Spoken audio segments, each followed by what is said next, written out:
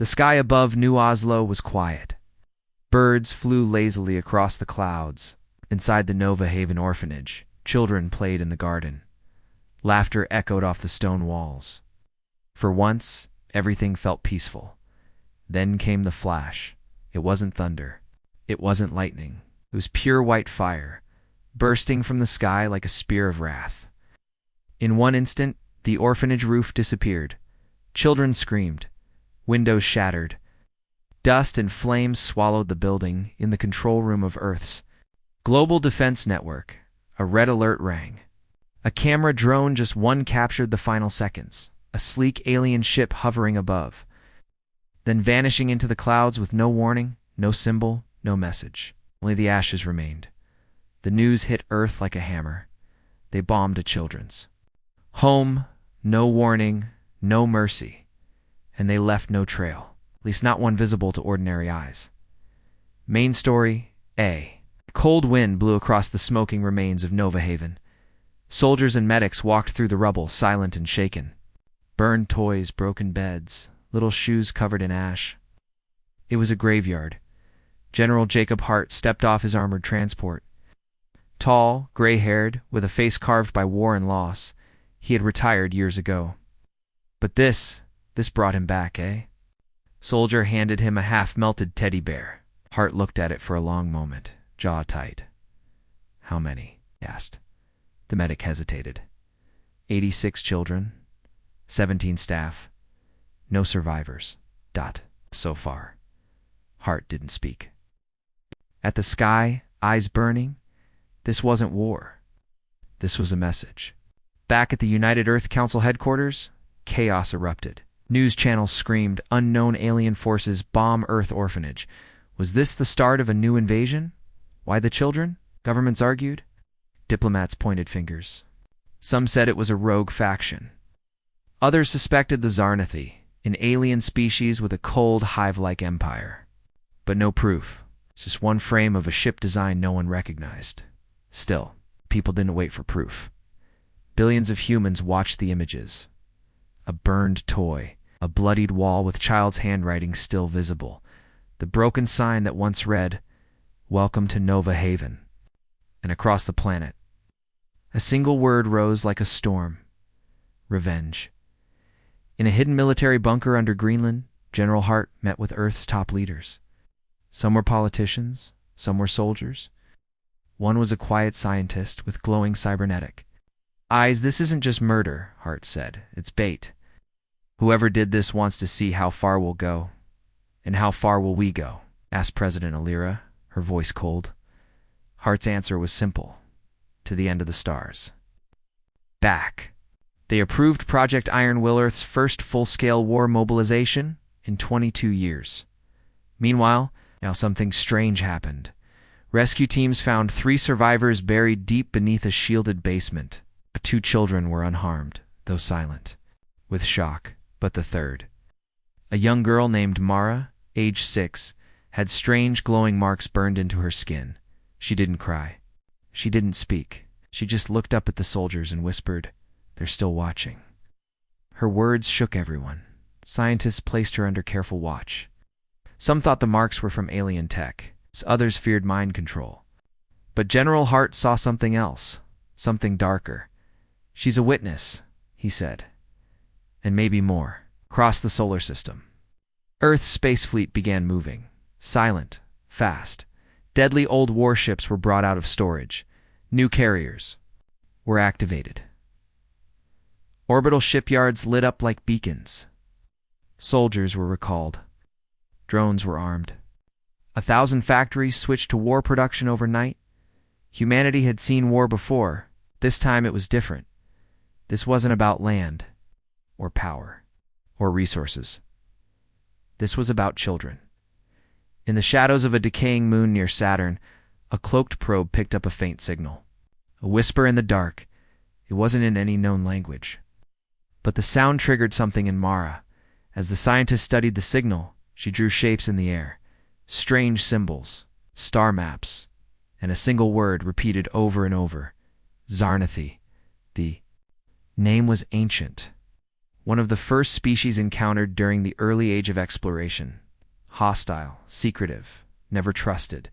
They hadn't been heard from in over 50 years, but now all signs pointed to them. General Hart stared at the translated signal. It was short, broken, but the meaning was clear. The children were collateral. Weakness must be removed. That was it. That was their message, and that was the final push Earth needed, in a press conference viewed by 12 billion people. Hart stood before a black banner marked with the burning orphanage seal. He spoke slowly, calmly, his voice heavy with steel. We offered peace. You gave us ashes. You took our most innocent, most defenseless, and turned their laughter into screams. You left us with no choice. Now we bring fire. Now we bring steel. Humanity will answer, not with words, but with war. The war room was silent till the signal played again. A crackling alien voice echoed through the dark room. The children were collateral. Weakness must be removed. General Jacob Hart stood still, fists clenched. Around him, Earth's highest military and intelligence officials stared at the screen. No one dared speak. Suddenly, a hologram flickered to life. Earth's top scientist, Dr. Valen Creed. His voice was calm but sharp. We've decoded more of the signal, he said. It was sent from deep space, near the outer rim. Dots? Not the real news. He tapped a glowing symbol. It was the same shape little Marra had drawn in the air the day before. This mark, Creed said, is the battle insignia of the Zarnathi hive. Gasps filled the room. One admiral muttered, I thought they were extinct. Hart turned toward the glowing mark. No, he said. They were hiding. He looked up. And now we hunt. Main story, the humans called it Project Iron Will, a name born from rage, born from pain. It would become one of the most dangerous operations in Earth's history. At its heart was Captain Liora Ray, commander of the stealth warship ISS Vengeance. She was chosen not just for her skill, but for her refusal to show fear. She was a survivor, once an orphan herself. She stood before her crew, staring at a holographic map of the stars. This isn't a search, she said. It's a message. We find who did this. We make sure they never forget Earth's name. Her crew nodded. No one smiled. They all knew the risk. The Zarnathi had vanished from known space decades ago. If they were alive, they were hiding in dark places where no one dared go. But humans were no longer afraid of the dark. Meanwhile, the 3 orphanage survivors, Marra, Ellis, and Juno, were placed in a secure medical facility on Luna Base. Doctors studied the glowing symbols that had appeared on Marra's skin. They pulsed when she was scared, flared when she was angry. No one knew what they meant, but Marra did. They tried to speak to me, she whispered, in dreams, in nightmares. They think we're insects, toys, experiments. The doctors stared at her. I'm sure how a 6-year-old could know so much, but one thing was clear. Marra was changing, and the war hadn't truly started yet. Back in deep space, the ISS Vengeance approached a shattered moon near a dead star. It was a place of silence, lifeless, empty. But Liora's ship picked up strange energy readings, something artificial buried inside. She sent a stealth probe. What it found sent shock through Earth's command. A hidden fleet. Hundreds of Zarnathi. Warships, asleep, cocooned in the moon's hollow core. No, they weren't dead. They were waiting. Waiting for what? Suddenly, the probe was destroyed, blown to pieces by an unseen turret.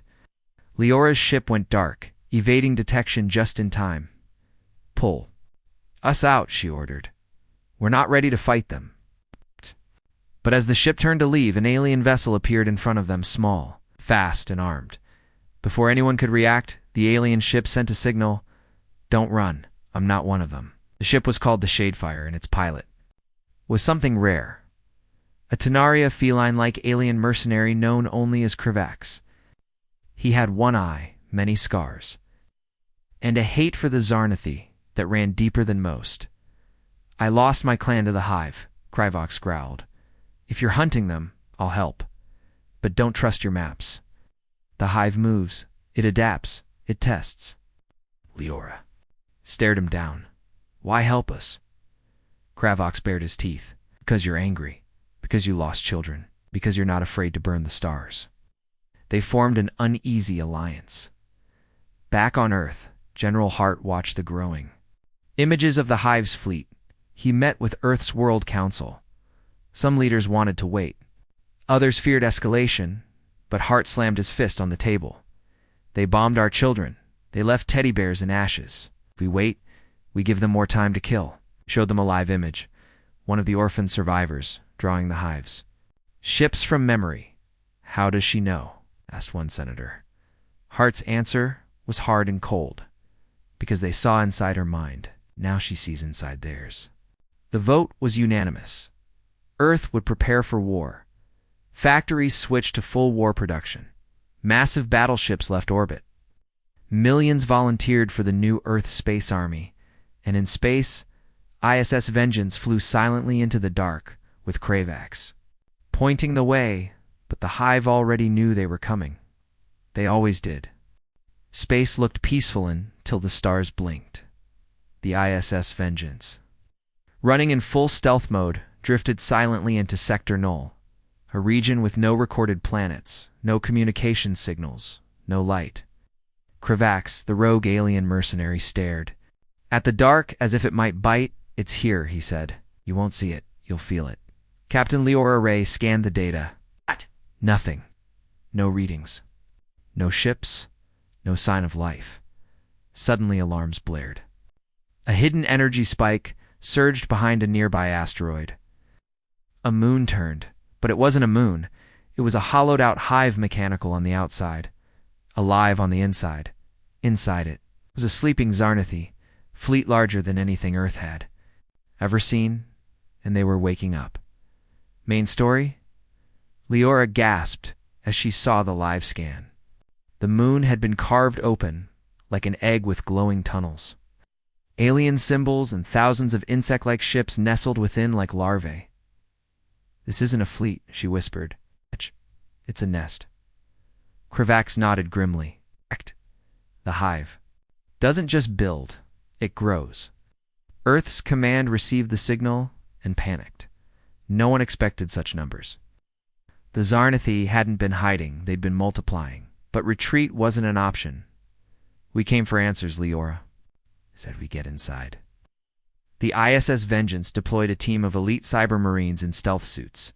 Their mission: sneak inside the Hive moon, map its command structure, identify the Queen's location. Liora led the team herself as they entered. They discovered alien architecture unlike anything ever seen. Living walls that pulsed like flesh, whispering in unknown voices.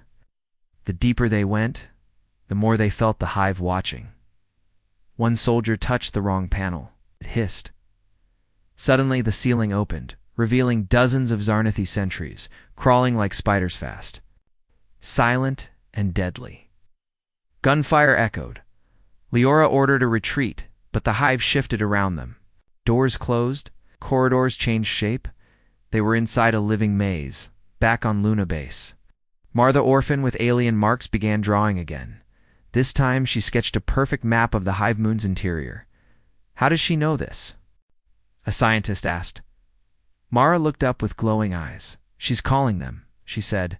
She knows you're coming. She's already inside Liora's head.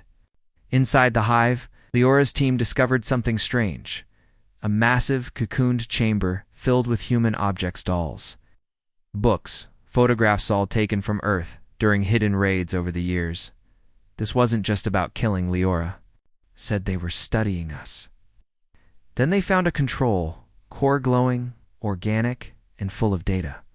As they hacked it, images appeared. Zarnathi Queen's past and present. Planetary strikes. And a human face. General Hart recorded, analyzed, marked as prime responder. The Queen was preparing for war against humanity itself, and it was. Personal, the data was uploaded. Liora's team raced toward the exit, but the Hive closed around them. Sentries swarmed. One soldier was pulled into the wall, screaming. Another was impaled through his suit. Kravox arrived in a stolen Zarnathi skimmer, blasting an escape tunnel just in time. They barely made it out alive as they jumped to warp. The Hive Moon released a pulse. Across the galaxy, every Zarnathi warship powered up. The swarm was coming. On Earth, General Hart stared at the data. "We woke the nest," he said. End of Part 3 preview scene. In the deepest part of the hive, the Zarnathi queen emerged from her cocoon, tall, pale, with too many arms and glowing black eyes. She spoke in a voice that cracked the air. "They entered my mind. They touched my children." She turned toward a wall covered in psychic glyph sand in the center, an image of Marra, glowing brighter than ever. They bred a weapon. Then she screamed, and the swarm launched thousands of ships rising from the hive and vanishing into space, heading straight for Earth. The hidden recording began to play on the big screen in Earth's War Council chamber.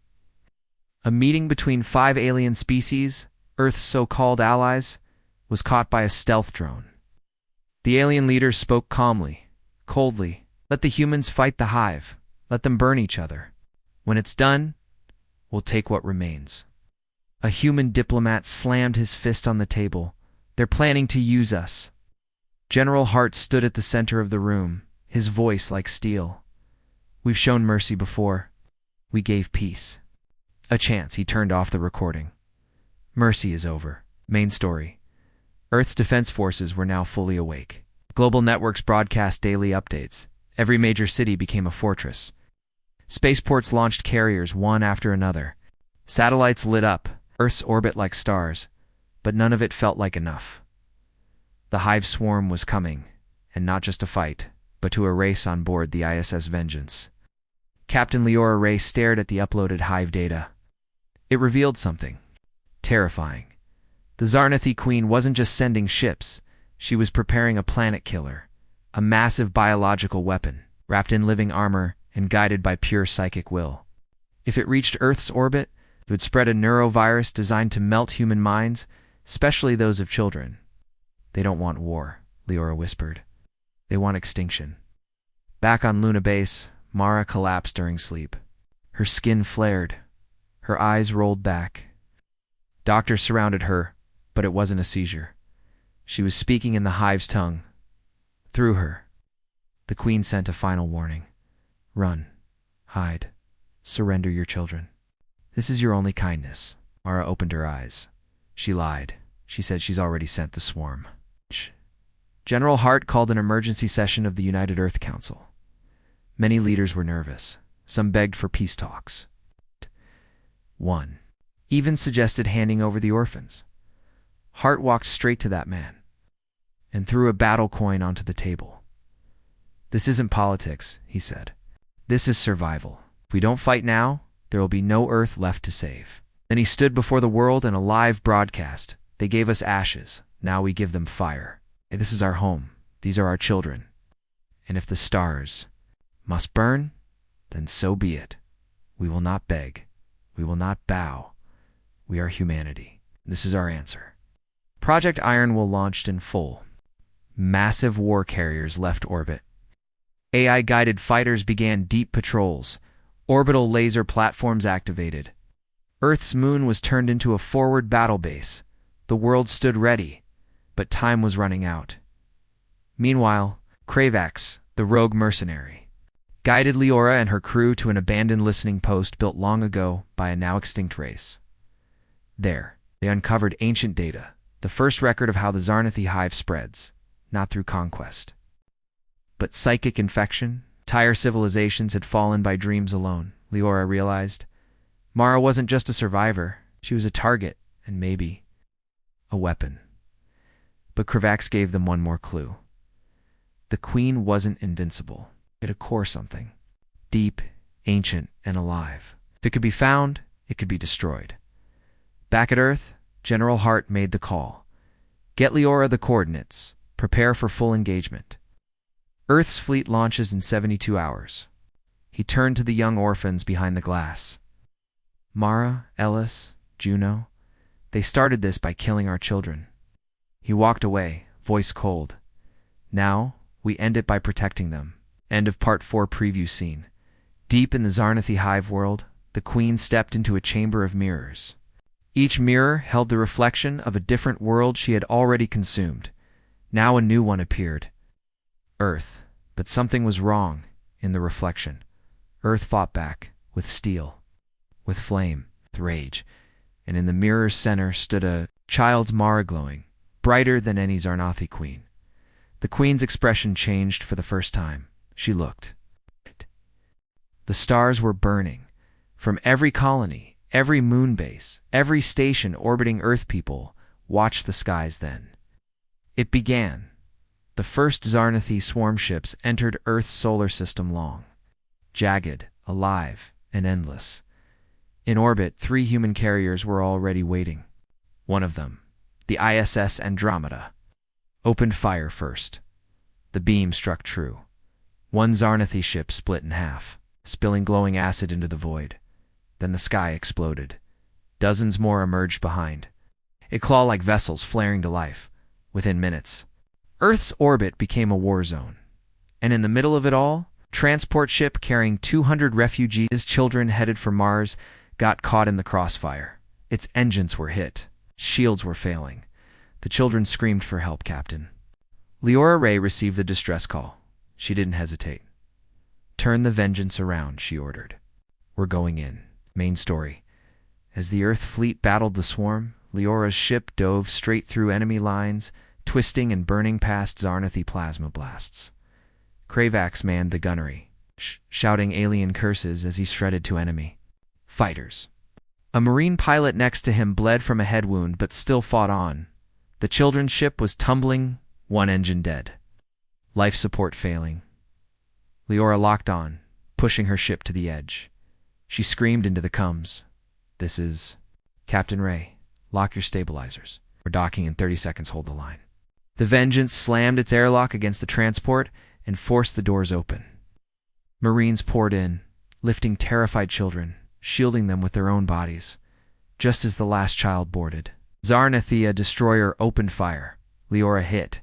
The thrusters the transport exploded behind them, but the kids were safe. For now, back at Earth Command. General Hart watched the live battle feed. The hive wasn't just testing Earth's strength, they were watching Earth's fear, and worse, the planet killer was now visible, entering Neptune's orbit. It was the size of a city, pulsing with psychic energy, and moving straight for Earth. Hart turned to his command staff. We have one shot at this. We can't let it reach the inner system. He issued a full mobilization order. Every remaining ship, every fighter, every cannon Earth had. Meanwhile, on Luna Base, little Marra collapsed again. Her body shook. Lights around her flickered. Her skin glowed brighter. Scientists screamed. She's sinking with the Hive Queen. But Marra didn't. Scream, she whispered. She's afraid of me. She sees me now. On the Vengeance? Liora received a new directive. Lead a covert strike against the planet killer's psychic core, the only chance to destroy it before it reached. Kravax prepared the warheads. Liora assembled her strike team. You know, this is a suicide mission, right? One Marine said. Liora nodded. Then we do it right. As they approached the massive hive ship, Zarnathi drones flooded the void. Liora's ship weaved through them, dropping EMP charges and opening a hole in the hull. The team entered the belly of the beast, a city of living death. With screaming walls and bleeding lights, inside, they found what looked like a psychic brain. Glowing, pulsing, alive. Liora planted the core bombs. Then, the Queen spoke, not through a screen, not over comms, but through their minds. You protect the weak. You die with them, your children unfit to rule stars. One soldier dropped to his knees, screaming. Another shot himself. Liora grabbed. Her head, eyes bleeding from the pressure. Then, a voice answered back. Marra, across space, the child linked with the team, her glowing eyes locking into the Queen's mind. You touched me. Now I touch you. The psychic pressure lifted. Liora activated the bombs. As the team escaped, Planet Killer's core exploded, sending psychic shockwaves through the swarm. Across the battlefield, Zarnathi's ships screamed and began to fall. Captain Liora Ray stood in the center of the Hive ship's ruined command chamber, staring at the last working console. Smoke filled the air. Alien blood dripped from her armor. Her team was down to 5 Marines. The rest were gone. The planet killer was destroyed. But Earth's celebration was cut short, because the Queen was still alive, and she was coming, suddenly. A direct psychic message ripped through every human mind on Earth. You took my children. Now I take yours. Screens across Earth lit up. A second swarm was on its way, larger, faster and angrier than before. Marra, still connected psychically to the Hive, screamed in her hospital bed. The Queen has chosen her final enemy. She whispered, she's coming for me. Main story. General Hart met with the War Council. His uniform was torn, eyes bloodshot. We have one final chance, he said. Either we end the Queen or she ends humanity. Earth's long-range scans revealed the Zarnathi Queen's location, a massive, mobile hive world hidden inside the remnants of a shattered sun. It was moving fast, too fast. Liora, battered but alive, received new orders. Infiltrate the Queens. Hive and kill her at the core, but there was a twist. Dr. Valen Creederth's top. Bioscientists explained a brutal truth. The Queen couldn't be killed by normal weapons. Her heart was psychic. You're powered by pure pain and memory. She must be destroyed from the inside, Creed said. But only one human has the connection to do it. Everyone turned to the screen. Marra, at Luna Base. Marra stood in a protective suit, the psychic symbols on her skin glowing brighter than ever. She was calm. I'm not scared anymore, she said. General Hart crouched beside her. You shouldn't have to do this. She looked him in the eye. They started it with me. I finish it. The final mission began. Liora's stealth craft approached the Hive world. The ship was nearly invisible, but the Queen sensed them anyway. Inside the Hive, Liora and Marra moved through walls made of flesh and metal. Screams of past victims echoed through the tunnels. Bones lined the halls, and then they reached the Queen's chamber. She was waiting, towering, horrific. Her body pulsed with the power of 1,000 minds. You dare bring the child here, she hissed. I didn't bring her, Liora said. She brought me. The Queen offered one final choice. Merge with me, child. You will become a god. Earth will be spared. You will never feel pain again. Marra looked into the Queen's mind and saw the truth. Billions of enslaved souls trapped, screaming. She turned and whispered to Liora. She lied. Then she reached out her hand and touched the Queen's heart. A shockwave erupted. Liora was blown back. The Hive screamed. Marra stood frozen, eyes glowing white, her mind inside the Queen's core. What she saw, 1,000 worlds burned, children torn from their homes. Hive Queens rising, dying, feeding the next generation of pain. Marra did not cry. She simply lit a fire. Inside the Queen's mind, the Queen screamed in agony as her thoughts turned to ash. Her flesh cracked, her bones shattered. One by one, her hive links burned away. And finally, she died. End of Part 6 preview scene. On Earth, the sky turned clear. The psychic storm lifted. Humanity looked up and saw no more swarm ships. Only silence, only peace, and far, far away, inside the burning remains of the Hive world. Liora held Marra's unconscious body in her arms. It's done, she whispered. One of us had to burn. A broken signal flickered across Earth's main command screens. It was General Hart, blood on his face. Smoke behind him, his ship half destroyed. If you're hearing this, I failed. The screen went dark. Then came the next wave. From the far edges of the galaxy, a final Zarnathi superswarm, a backup force, never before shone big and tearing through the stars.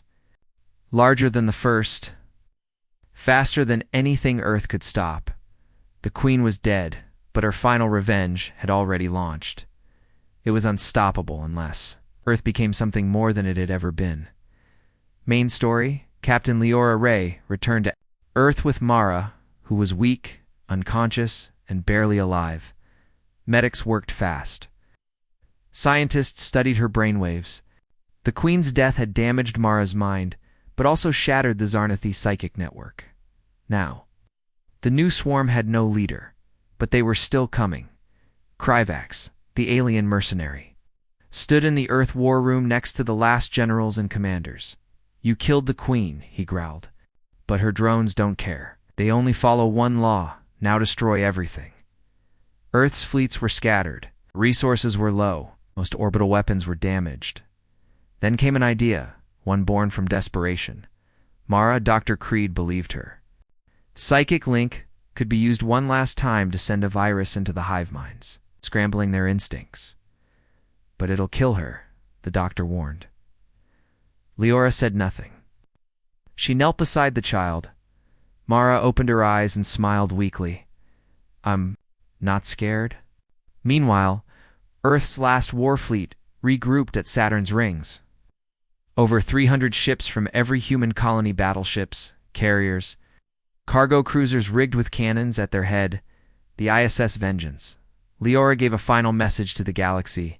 "You hit our children, you killed the weak, you burned peace. And now we burn back. No mercy, no surrender." As the super swarm approached, Earth launched its last stand. Space lit up with fire.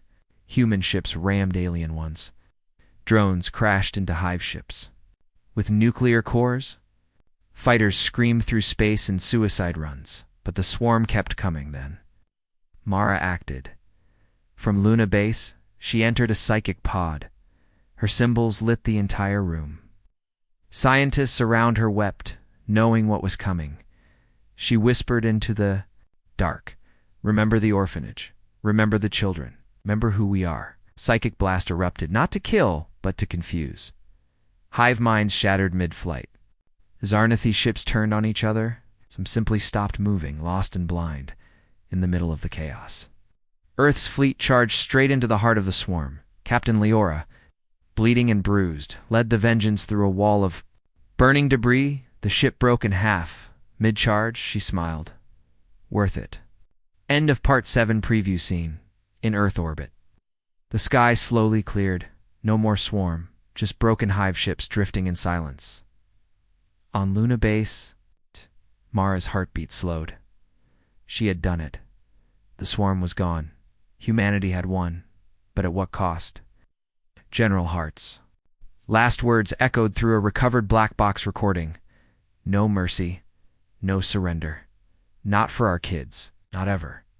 The war was over. The stars were quiet again, but Earth was not celebrating. Instead, people gathered in silence, holding candles and standing beneath digital screens that showed a single, burned image, the ruins of Nova Haven Orphanage, the place where it all began. Children who had never known war stood beside soldiers who had survived the swarm. Across cities, colonies, and moon bases, humanity paused to remember, to promise. We will never forget the fire. We'll never forget the scream. And we will never forget the children. Main story. On Luna Base, Marra slept in a healing pod. Her vitals were stable, but her mind was still silent. Doctors didn't know if she would wake up. Captain Liora Ray, still recovering from her injuries, visited every day. She sat beside the glass, reading old children's books to her. "Just in case she's listening," Liora whispered. General Jacob Hart's body was recovered from the wreckage of his command cruiser. His funeral was broadcast across the system. He was buried with a teddy bear from the orphanage. "He died protecting our future," the president said, "and he made sure Earth still has one." Kryvax, the alien mercenary who fought beside humanity, chose not to return to his own people.